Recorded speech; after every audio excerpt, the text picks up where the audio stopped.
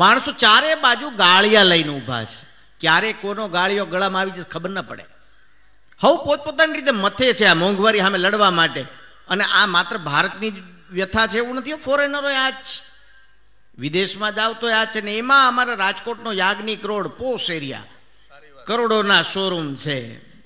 એક ફોરેનર અહીંયાથી નીકળો, તમે જોજો ગુજરાતીઓની તાકાત ઉપર મારે વાત કરવી છે 15 મિનિટ.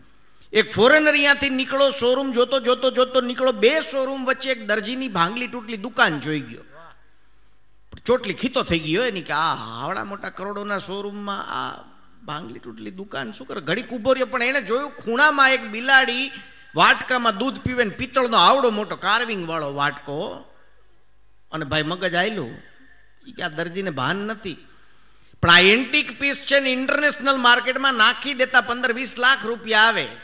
આને ખબર નથી, ગાળીઓ તૈયાર કર્યો તમે જોજો.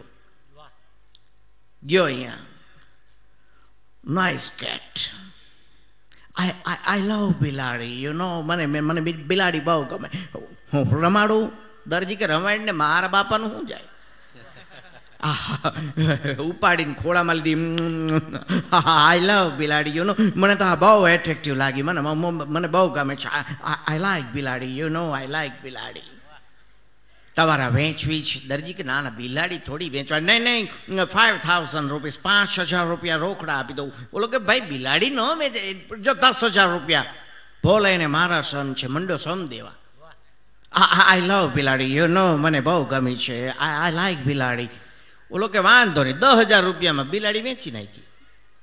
સાહેબ બિલાડી લઈને આગળ ગયો, પણ જીવ વાટકામાં. 4 શોરૂમથી પાછો એવો કહ્યું ન હોય. આ બધા એનિમલની છે ને એક હેબિટ હોય, એક જ વાટકામાં દૂધ પીતું હોય ને હેબિચ્યુટેડ થઈ ગયું હોય.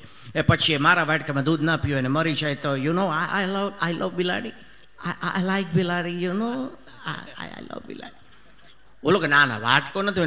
નહીં જો પછી હું એના પિત્તળનો વાટકો છે ને 500 રૂપિયા આપી દઉં, ચાલો. એ કે ભાઈ તું જવા દે, વાટકો નથી વેચવાનો. આ વાટકામાં હે રોડની 10 બિલાડી વેચું. તને એમ છે કે હું ગાળીઓ કરી જાઉં?